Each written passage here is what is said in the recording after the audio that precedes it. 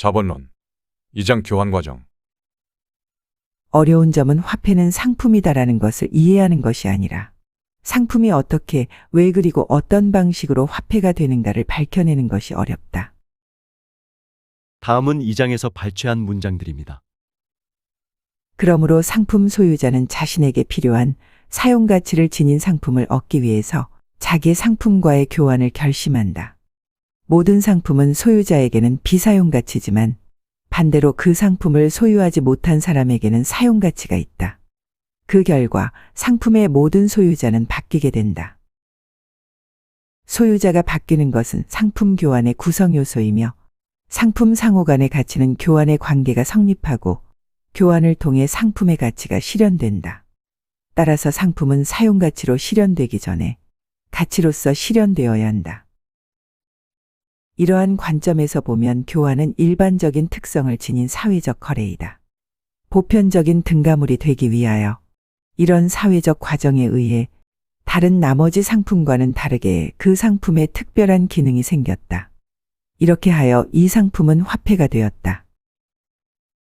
화폐는 교환 과정에서 필수적인 결정체이며 다양한 노동 생산물은 실제적으로는 서로 동등하므로 실행을 통해 상품으로 전환된다. 생산물이 상품으로 전환이 이루어짐으로써 하나의 특별한 상품 역시 화폐로 전환이 이루어진다. 화폐 상품의 사용 가치는 두 가지 특성을 지닌다.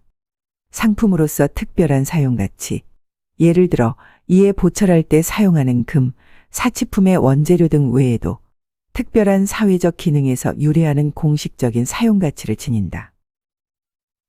교환 행위는 상품을 화폐로 전환시켜준다. 그러나 가치로 전환시켜주는 것이 아니고 독특한 가치의 형태로 전환시켜준다. 모든 상품은 화폐의 특별한 등가물이고 화폐는 보편적인 등가물이자 보편적인 상품으로 간주된다. 따라서 화폐는 독특한 상품의 한 부분으로서 작용한다.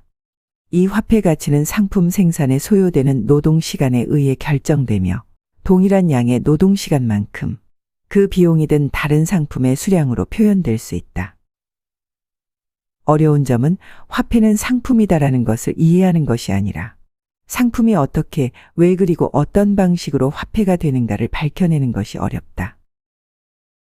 다음은 2장에 관한 개인적인 생각입니다. 마르크스는 화폐가 상품이라는 개념은 어렵지 않으나 상품이 어떻게, 왜 그리고 어떤 방식으로 화폐가 되는가를 밝혀내는 것이 어렵다고 했는데 애덤 스미스는 화폐의 유래와 방식에 관하여 다음과 같이 설명한다.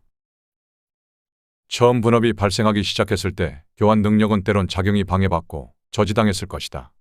어느 사람은 어떤 상품을 필요 이상으로 소유하고 있고 다른 사람은 필요한 양보다도 적게 소유한 경우 A는 자신의 여유 상품을 팔려고 하고 B는 그것을 구입하려고 할 것이다.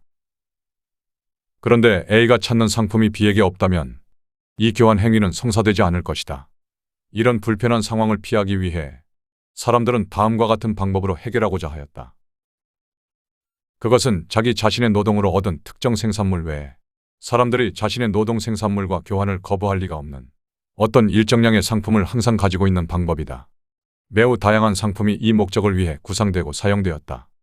예를 들면 가축, 소금, 담배, 설탕 등이다. 실제로 2차 세계대전 중 연합군 포로 수용소에서 물물 교환의 매개체로 담배를 사용하였다. 이에 관한 내용은 1장 3절 가치 형태 또는 교환 가치 영상에서 상세하게 나온다. 그러나 많은 나라에서 사람들은 부득이한 이유로 상품 화폐를 위해 다른 모든 상품의 우위를 가진 금속을 선택하기 시작하였다. 금속은 부패할 우려가 없으며 오래 보유해도 손실이 발생하지 않는 점에서 어느 상품보다도 우수하다.